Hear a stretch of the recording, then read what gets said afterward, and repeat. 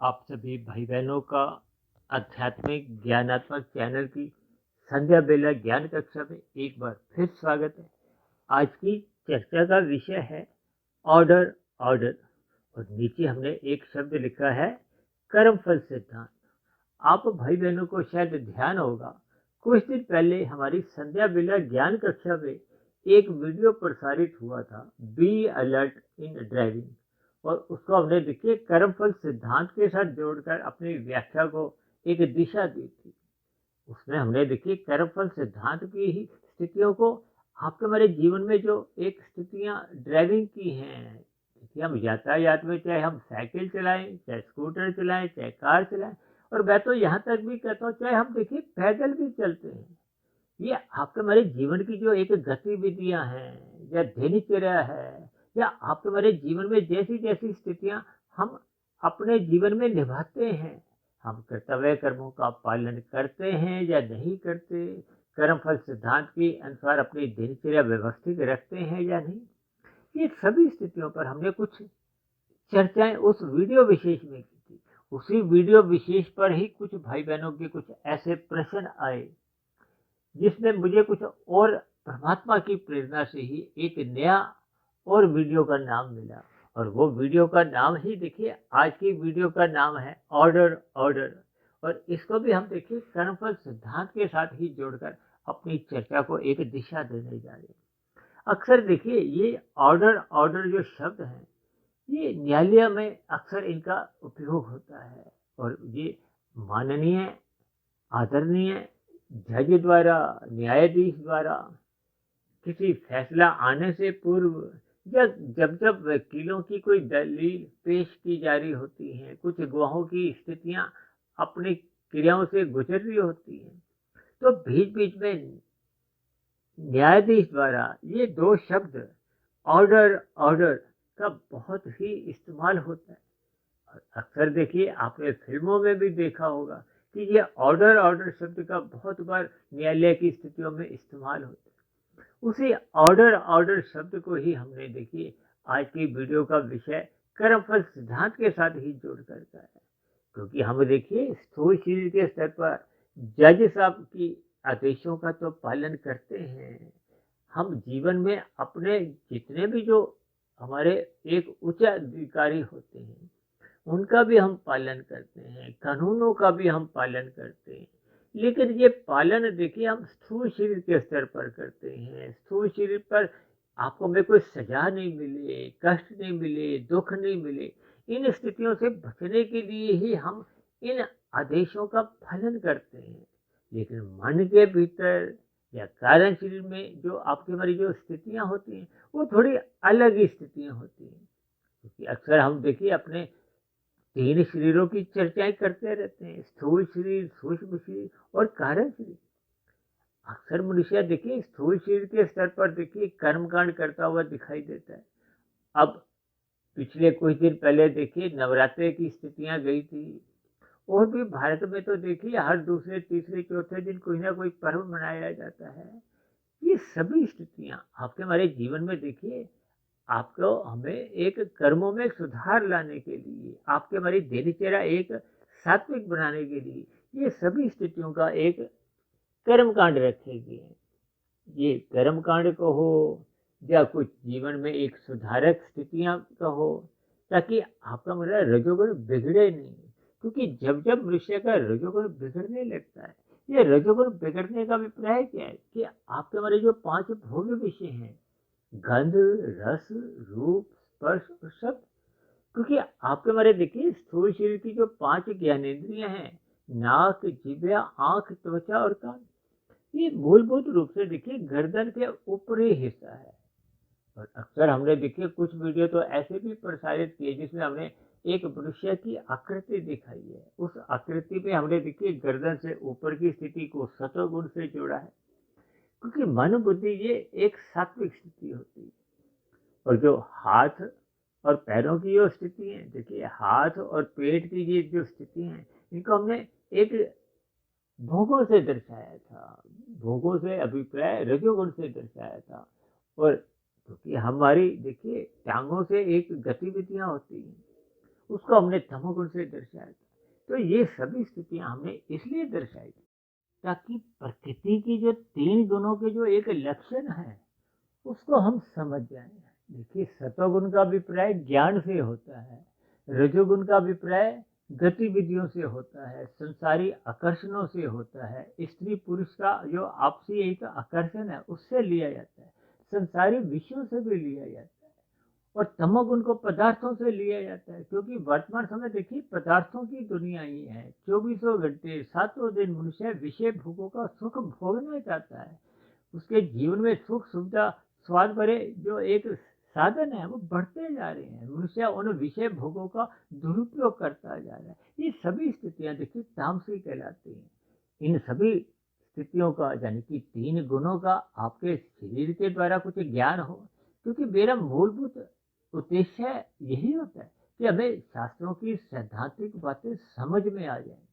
अब ये जो न्यायालय में भी बार बार ऑर्डर ऑर्डर शब्द बोले जाते हैं, किस इसके पीछे का भी एक कारण है कि एक व्यवस्था बनी रही है, एक न्यायालय रूम में एक शांति बनी रही। क्योंकि कभी कभी देखिए 2 वकीलों की बहस में कुछ ऐसी दलीलें आने लगती हैं, कभी कभी कुछ सुनने वाले जो एक लोग होते हैं उनके मध्य भी कुछ ऐसी स्थितियां कुछ अशांति की बनने लगती हैं। तब ऐसी स्थिति विशेष में अक्सर देखिए ऑर्डर ऑर्डर शब्द बोल दिए जाते हैं ताकि स्थिति में एक शांति बने, एक व्यवस्था बने। ठीक इसी तरह परमात्मा भी देखिए गुरुओं द्वारा, शास्त्रों द्वारा, और आपके हमारे भीतर में तो देखिए परमात्मा स्वयं बैठे हैं।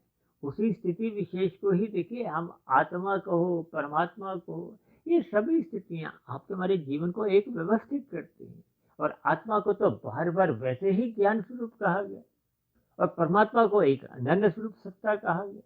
यानी कि जब तक हम आत्मा का निर्देश मानते हैं, परमात्मा के कहे अनुसार हम अपने जीवन की व्यवस्था चलाते हैं, तो आपके हमारे कर्म बिगड़ते नहीं हैं। ये कर्म बिगड़ने का अभिप्राय क्या है कि मनुष्य के देखिए तामसिक कर्म नहीं होते। तामसिक कर्म का अभिप्राय निषिद्ध कर्मों से है। ये निषिद्ध कर्म ही आपके हमारे जीवन में भटकाव लाते हैं, आपका हमारा कर्माशय बिगाड़ते हैं, और मरने के बाद फिर भी अधोगति की स्थितियां जो आप और हम अपने जीवन काल में देखिए कितनी ही नीचे की जो जोनियां हैं जो आपके हमारे घरों के आसपास हमें दिखाई देती। अब शास्त्रों में तो देखिए 84 लाख प्रकार की जोनियों में 80 लाख प्रकार की जोनियों को बार बार कहा गया ये नीचे की जोनियां हैं, ये दंडमय जोनियां हैं। क्योंकि परमात्मा देखिए दया के सागर हैं, परमात्मा तो देखिए असीम दया रखते हैं सभी जीवों पे ही। सभी जीवों का अभिप्राय सभी आत्माओं द्वारा जो जो शरीर में वो आत्मा स्थित है। अब नीचे की जोनियों में क्योंकि वो दुख में स्थितियां हैं। अब जब मनुष्य का कर्माशय बिगड़ जाता है, शास्त्रों में तो कहा गया कि मनुष्य जोनि तो तभी मिलती है जब संचित कर्मों में पाप और पुण्य कर्मों की कम से कम तुल्यता होती है, जब पुण्य कर्मों की अधिकता हो। देखिए पुण्य कर्मों का अभिप्राय राजसी और सात्विक कर्मों से है। सात्विक कर्म देखिए परोपकार के कर्म माने जाते हैं, जिसमें हम पहले एक दूसरों का हित करते हैं, दूसरों का हित करते करते मन में एक सकामता के फल पाने की इच्छा बनी रहती है कि इसके बदले में मुझे भी सुख मिले। क्योंकि कोई भी मनुष्य देखिए दुख नहीं चाहता, ये आत्मा का स्वभाव ही नहीं। वैसे तो आत्मा देखिए आनंद चाहती है, वो दुख रहित सुख चाहती है। या दूसरे अर्थों में यूं समझ लो कि एक परम सुख चाहती है। परम सुख का ही दूसरा नाम आनंद है। और जब जब आपको ज्ञान हो जाता है कि इस भौतिक प्रकृति में ऐसा परम सुख है ही नहीं, क्योंकि ये परम सुख को ही आनंद कहा जाता है, और आनंद की एकमात्र सत्ता केवल परमात्मा के पास है। परमात्मा को ही सच्चिदानंद कहा जाता है। आत्मा को भी मात्र एक ज्ञान स्वरूप स्थिति कहा गया। ज्ञान स्वरूप का अभिप्राय क्या है कि जब आत्मा अपने पूर्ण ज्ञान में स्थित होती है, ये जो 3 शरीरों के बंधन समाप्त हो जाते हैं, मायातीत की स्थिति बन जाती है। या साधारण शब्दों में यूं को कि कारण शरीर जब समाप्त हो जाता है तो फिर नए जन्म का कोई कारण नहीं होता। ये स्थूल शरीर 84 लाख प्रकार की है, 84 लाख प्रकार की जोनियां हैं। अब मनुष्य से नीचे की देखिए 30 लाख तरह की पशु जोनियां हैं, 10 लाख तरह के पक्षी हैं, 11 लाख तरह के कीड़े मकोड़े हैं, 9 लाख तरह के समुद्र में रहने वाले जीव जंतु हैं, और 20 लाख तरह की वनस्पति हैं। वनस्पति का अभिप्राय क्या है कि जो हम फल सब्जियां खाते हैं वो भी है, और जो हम जड़ी बूटियों द्वारा अपना कुछ रोग दूर करते हैं वो भी आ जाती है। इन सभी स्थितियों को जब मनुष्य ज्ञानपूर्वक समझने लगता है तो ये 80 लाख प्रकार का आंकड़ा तो बहुत ही अधिक विशाल है। इसका अभिप्राय क्या है, इसका संदेश क्या है, इसकी हमें शिक्षा क्या मिलती है? कि मनुष्य अपने मिले हुए जीवन में पाप कर्म अधिक कर जाता है। और अक्सर मैं तो बार बार समझाता रहता हूँ कि आपके मेरे पाप कर्म देखिए गुणात्मक रूप में चलते हैं। अब कोई मनुष्य देखिए लाल बत्ती एक जैसे ही जंप करता है, वहां से अपने आप को भगाता है, तो वो कितने ही लोगों को दुखी करता हुआ जाता है। यदि 500 लोगों की हरी बत्तों को वो बाधित करता है तो उसका 500 गुना पाप हो जाता है।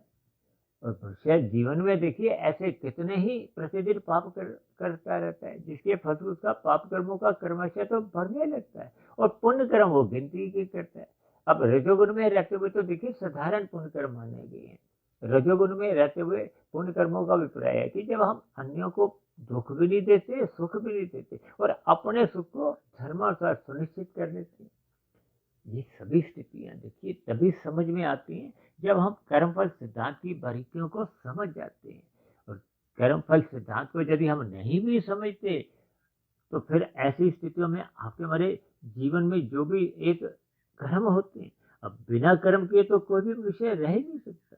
इसीलिए तो इस मन को, इन इंद्रियों को किसी न किसी शुभ कार्य में लगाए रखना अनिवार्य होता है। और ऐसी स्थिति में जब आपको में ज्ञान नहीं हो, शास्त्रों का हमने कोई अध्ययन नहीं किया हो, गुरु के प्रवचनों को हमने सुना नहीं हो, तो फिर ऐसी स्थिति विशेष में आपके हमारे कार्यशील में बुरे संस्कार बने होते हैं। वो बुरे संस्कार फिर आपको हमें सत्संग करने नहीं देते। कुछ दिन पहले हमने एक वीडियो बनाया था ना कि मनुष्य सत्संग की बात को सुनता नहीं है, एक कान से भी अंदर जाने नहीं देता। इसका अभिप्राय क्या है? अनसुना करना। कभी कभी हम बच्चों से शिकायत करते हैं कि आप हमारी बातें नहीं सुनते, वो हमारी बात को अनसुना कर देते हैं, यानी कि एक कान से भी बात अंदर जाने ही नहीं देते। जबकि रजोगुणी मनुष्य तो देखिए एक कान से सुनता है और दूसरे कान से यानी कि कुछ समय बाद उसको अनसुना कर देता है, निकाल देता है, उन स्थितियों को अपने व्यवहार में लाता नहीं है। जबकि सतोगुणी मनुष्य देखिए सुनता है, अपने मन में उतारता है, उस पर चिंतन करता है, तभी उसकी एक आध्यात्मिक उन्नति की एक नींव तैयार होती है। इसलिए हम सभी भाई बहनों को अपनी दिनचर्या एक सात्विक बनानी होगी। सात्विक दिनचर्या का अभिप्राय क्या है कि देखिए बुद्धि तत्व मन के ऊपर है।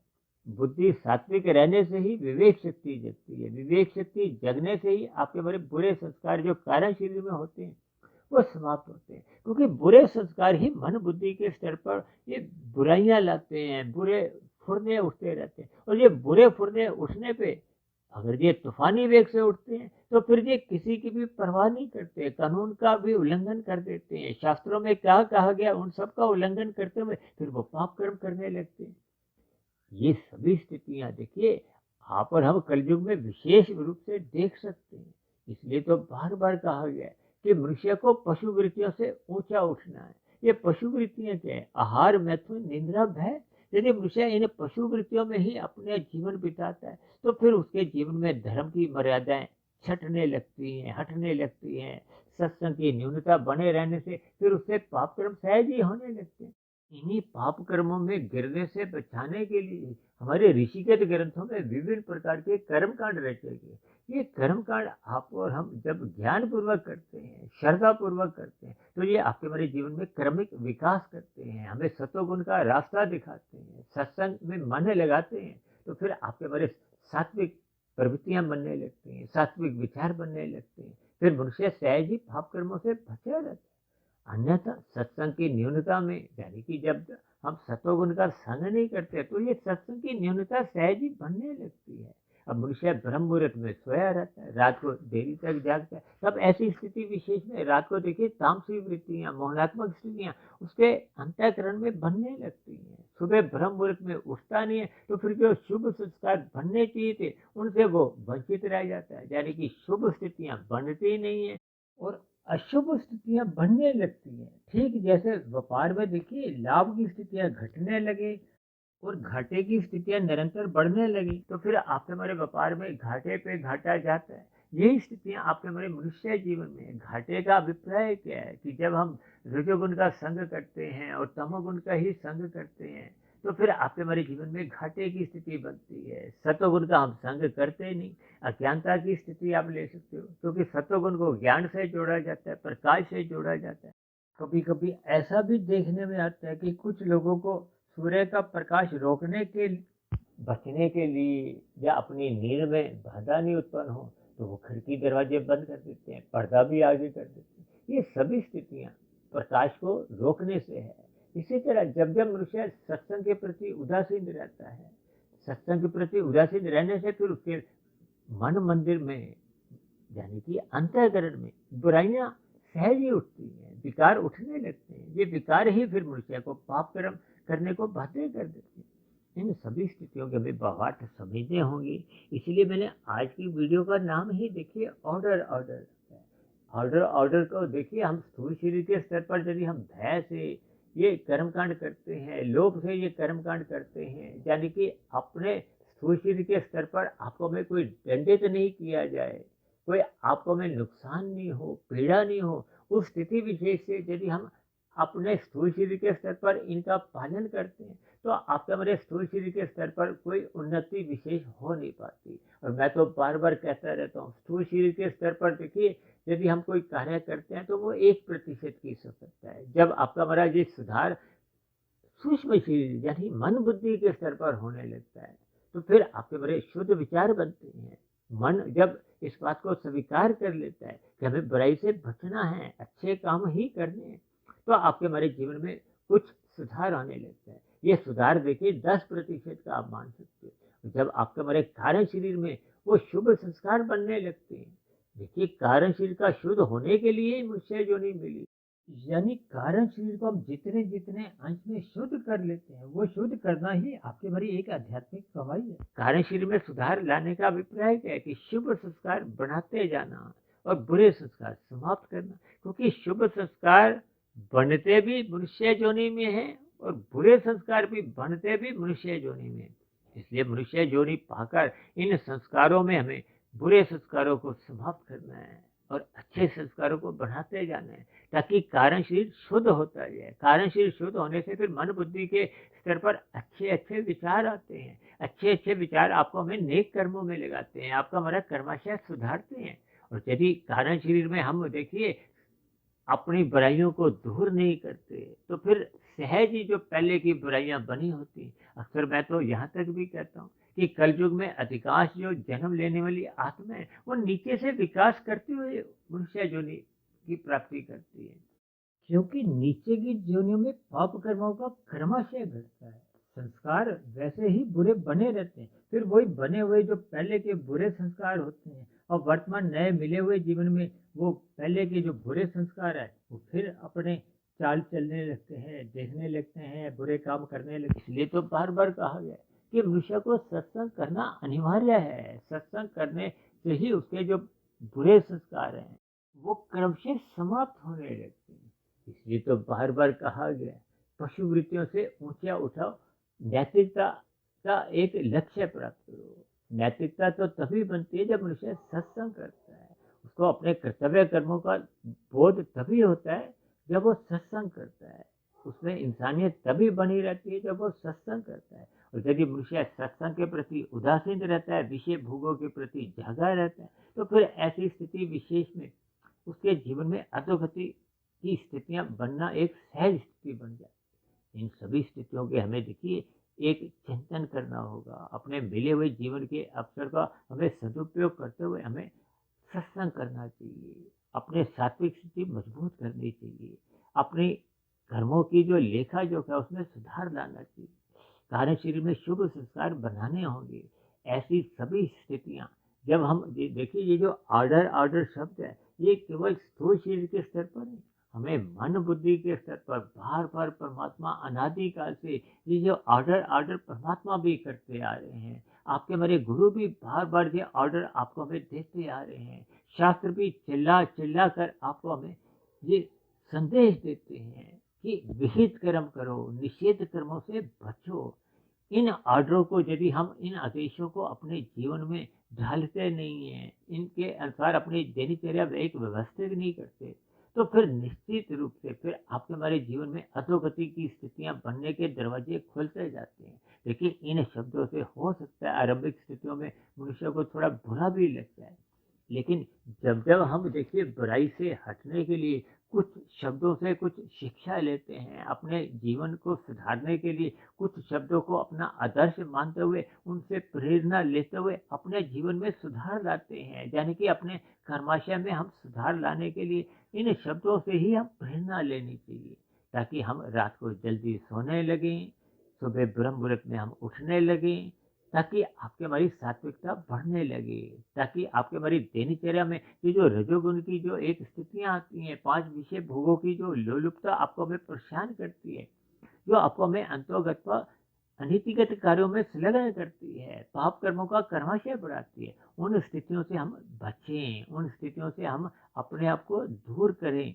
तो ऐसी सभी शुभ स्थितियाँ आप सभी भाई-बहनों के जीवन में भी तभी बनना आरंभ होती हैं, जब मनुष्य श्रद्धापूर्वक सत्संग करता है और इस ऑर्डर शब्द को हम देखिए अपने कार्यशील के स्तर पर, अपने सूक्ष्मशील के स्तर पर जल्द से जल्द लागू करें, ताकि आपका हमारा कार्यशील पवित्र हो, आपका हमारा सूक्ष्मशील पवित्र हो, ताकि स्थूलशील आपका हमारा बिगड़ने ना पाए। ऐसी सभी शुभ स्थितियाँ आपके जीवन में भी बनने लगी। इन्हीं शुभ कामनाओं के साथ आज की चर्चा विशेष को यहीं विश्राम देते हैं। कल सुबह फिर मिलते हैं ब्रह्म मुहूर्त ज्ञान उपदेश कक्षा में। तब तक आप अपने आध्यात्मिक में सुधीर भाटिया फकीर को इजाजत दें। आप सभी भाई बहनों को बहुत बहुत शुभ रात्रि और सुबह ब्रह्म मुहूर्त में उठने के लिए मेरी ओर से आप सभी भाई बहनों को बहुत बहुत शुभकामनाएं। फिर भी चर्चा संबंधित आपके मन में कोई प्रश्न हो, कोई मेरी कही गई बातों पे आपत्ति हो, तो नीचे दिए गए कमेंट्स बॉक्स पर जाकर आप अपना प्रश्न, अपनी शिकायत लिख सकते हो। तो चर्चा विशेष को ध्यानपूर्वक सुनने के लिए आप सभी भाई बहनों का भी बहुत बहुत धन्यवाद।